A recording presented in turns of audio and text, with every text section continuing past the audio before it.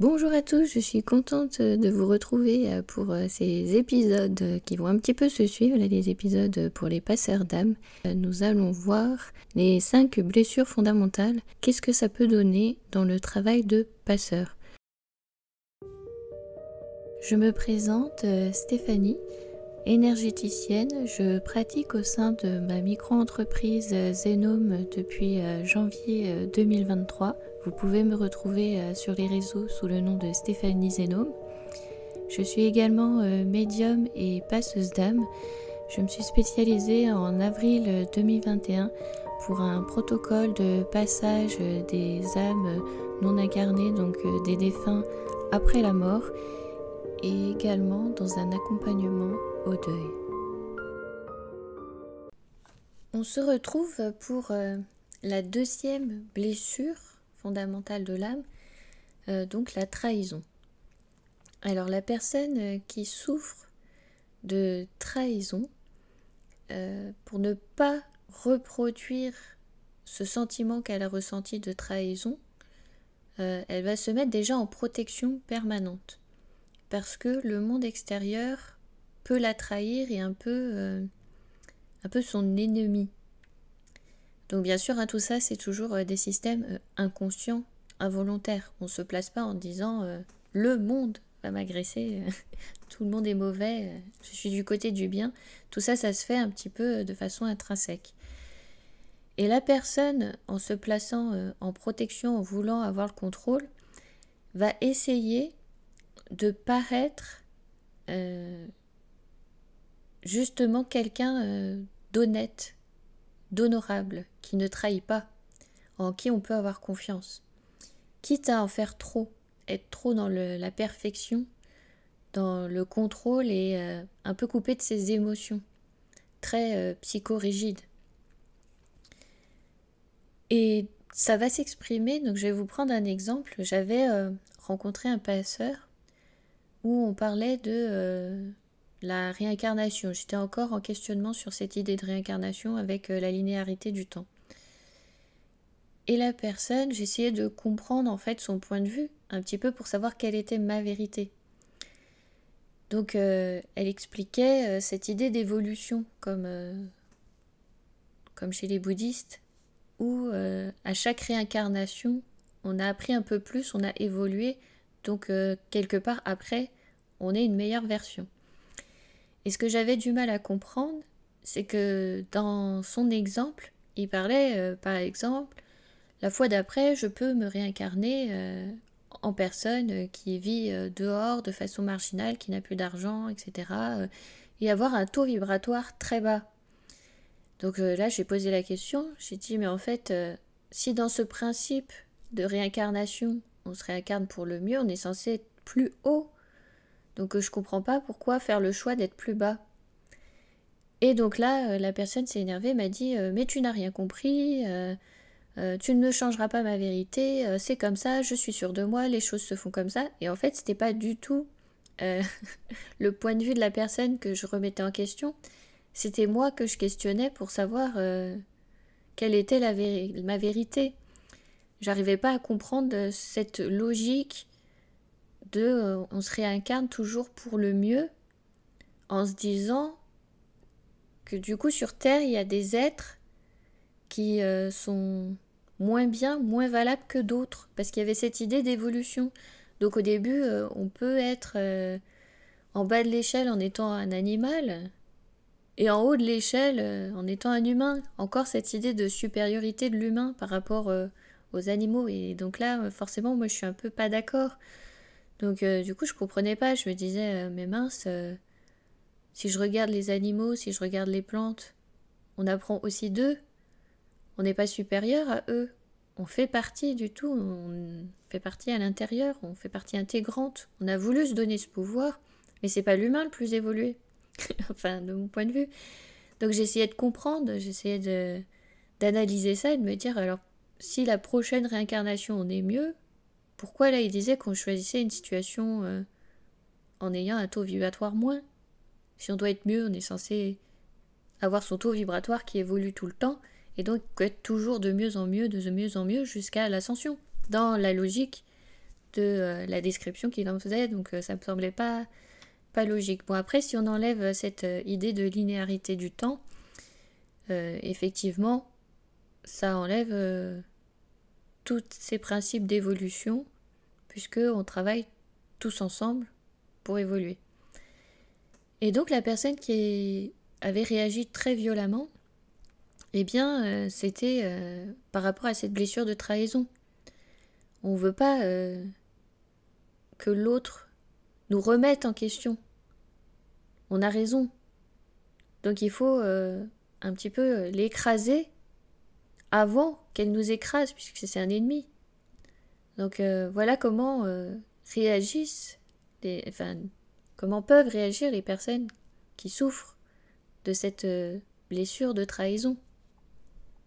Et si vous voulez, on va voir ces personnes qui sont absolument dans le contrôle, ce manque déjà de lâcher prise, mais aussi un petit peu ce manque de côté humain, d'entrer en résonance avec les autres, de faire preuve d'empathie. Parce qu'effectivement, comme ils ne veulent pas être trahis dans ce qu'ils sont, dans leur intégrité, ils ne peuvent pas se confier, montrer les faiblesses et se montrer ce côté vulnérable et humain avec l'autre, bien qu'ils sont porteurs de cette faiblesse, de cette vulnérabilité, mais il ne faut pas le montrer. Donc ça donne un peu des personnes coupées de cette partie humaine, empathique. Et en même temps, comme c'est des personnes qui vont être très dans le contrôle, elles vont avoir peur de sortir de leur zone de confort, d'avoir des doutes et de remettre en question. Alors que c'est un peu le principe, je trouve, de l'évolution. Pour qu'on puisse évoluer dans nos modes de pensée, sur nous-mêmes, nos croyances, nos blessures, c'est qu'il faut aussi se remettre en question, s'en rendre compte, les analyser, réfléchir et voir un peu comment on peut les transcender. Et c'est généralement en sortant de notre système contrôlant, de ce cocon qu'on sera fait avec tout bien cadré, que on va réussir à aller pointer ce qui ne va pas, transcender, avancer. C'est toujours quand on sort de ce système contrôlant que les choses arrivent. Si on reste toujours dans ce système contrôlant, il n'arrivera rien. Ou alors on rencontrera que des situations similaires.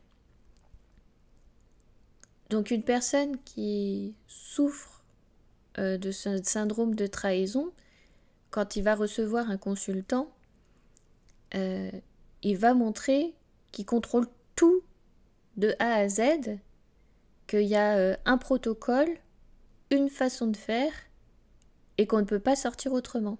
Donc ça donne un peu, ça peut même donner confiance au consultant, parce qu'il va dire, la personne en face, elle maîtrise absolument son sujet. C'est comme ça, comme ça, comme ça, comme ça, comme ça, il y a des étapes comme ça. Mais en même temps, on est face à un humain en face de nous, qui en plus arrive avec une problématique de défunt. Donc il faut aussi faire preuve de souplesse et d'adaptabilité selon la situation. Parce que ce n'est pas pareil quand on reçoit quelqu'un qui a juste une entité non incarnée, donc un défunt, autour d'elle-même, ou dans son aura, ou à l'intérieur du corps. C'est pas la même problématique, c'est pas la même chose qui va être traitée. Donc se dire qu'il n'y a qu'une seule façon de faire, ça me semble compliqué. En plus, je vous l'avais dit, les passeurs, on fonctionne tous différemment. On peut avoir une base commune, mais il y a des passeurs, ils aiment bien se réunir à plusieurs, faire passer plusieurs défunts en même temps. Il y en a qui mettent en place un passage automatique. Il y en a qui mettent en place un passage automatique à travers le corps durant la nuit. Voilà, il y a différentes façons de faire. Moi, je vous avais dit, je fonctionne plutôt en individuel avec le défunt qui est en face de moi. Et je vais quand il y en a plusieurs, je les fais passer un par un. Je prends du temps pour chacun. C'est comme ça que j'accompagne. Forcément, dans cette pratique-là, je n'ai été confrontée qu'à des cas où je n'ai pas 10 000 défunts à faire passer, forcément. Peut-être que le jour où je me retrouve avec 10 000 défunts à faire passer d'un coup, je vais fonctionner autrement. Je vais peut-être les faire passer par groupe, par paquet, voire tous ensemble. Voilà. Mais voilà, il faut avoir cette réflexion de faire preuve d'humanité et de flexibilité face au consultant qui va venir nous voir. Que ce soit d'ailleurs un défunt ou un être vivant ou une personne incarnée. Voilà, que ce soit l'un ou l'autre, il faut faire preuve d'humanité, d'écoute, entrer en résonance avec la personne, en connexion, pour savoir si on est aussi la bonne personne pour l'accompagner. Alors là, c'est l'inverse du rejet. La personne qui souffre de trahison, elle n'a aucun doute sur le fait que c'est elle la bonne personne. Elle n'a aucun doute sur son savoir, ses connaissances. Elle n'a aucun doute sur elle va faire le travail. Que ce soit ok ou pas pour la personne d'en face, que la méthode, je parle, que ce soit en accord ou pas avec les croyances de la personne en face, elle est sûre d'elle, elle va le faire. Comme ça. Et si l'autre n'est pas d'accord, le consultant n'est pas d'accord, finalement c'est l'autre qui a tort. Il n'y a pas autant cette remise en question par rapport à la blessure de rejet. La blessure de trahison, pour éviter qu'on nous trahisse, qu'on nous remette en doute, eh bien, la personne met plein de barrières, ne se montre pas comme elle est. Donc là, pour le coup, si la personne fait des vidéos, il n'y a pas de coupure. Tout est parfait, tout est enregistré, le texte est écrit. Ce que je ne fais pas, ce que je ne fais jamais. Alors ça peut être vu comme un défaut, comme une qualité, ça après c'est propre à chacun. Moi je trouve que c'est plutôt une qualité. Ça laisse plus de spontanéité. Et aussi le fait aussi de se laisser traverser par les choses qui viennent. Et bien là, dans la blessure de trahison, la personne ne fait pas ça. Elle est dans le contrôle. Donc si elle vous présente une vidéo, ça sera la 50e prise. Il faudra que ce soit parfait et elle va se perdre dans les détails. Elle va penser aussi à devoir contrôler son image. Donc faire attention aux vêtements, à la coiffure, à ce qu'il y a derrière, le décor. Moi, vous voyez, top décor, j'ai fait super attention. Donc voilà, ça va être un perfectionnisme exacerbé. Et c'est en ça où on a l'impression d'être face à une personne qui manque d'empathie, d'humanité. Mais en fait, c'est juste un système de protection.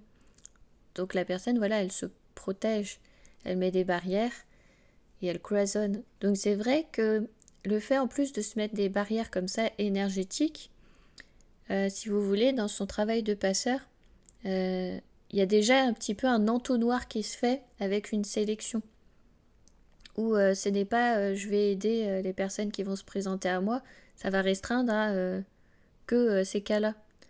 Parce que sa vérité, c'est que ciblé sur ces cas-là, tout ce qu'il peut y avoir autour, c'est pas possible. Il n'y a que ce cas-là. Et comme elle ne démord pas de sa position, contrairement à la personne du rejet qui va tout remettre en doute, comme elle ne démord pas, elle ne pourra pas être confrontée à autre chose que ce qu'elle contrôle. Donc forcément, après, ça renforce aussi son image de se dire j'ai raison. Parce que là, à contrario, tous les cas qu'elle va rencontrer seront du coup faciles, seront dans cet entonnoir déjà trié, et donc forcément, il n'y aura pas de difficulté. Donc si quelqu'un a un questionnement en dehors du cadre, ça n'existe pas. Donc ça renforcera à j'ai raison, ma vision est comme ça, très ciblée, mais j'ai raison. Parce que elle ne rencontrera pas ce qui est en dehors du cadre. Elle ne fera pas l'expérimentation. Donc ça ferme aussi un peu le champ des possibles.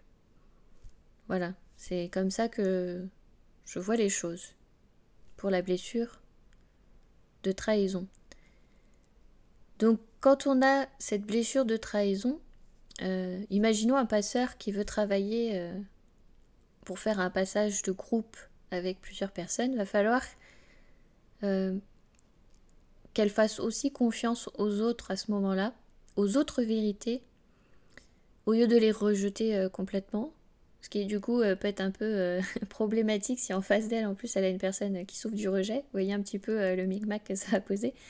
Au lieu de rejeter les vérités des autres comme si c'était des ennemis qui veulent attaquer, et ben ça va être d'ouvrir, d'accueillir d'autres possibilités de faire et d'apprendre à travailler avec les autres. Donc ça, c'est un peu le challenge de la personne qui souffre de cette blessure de trahison.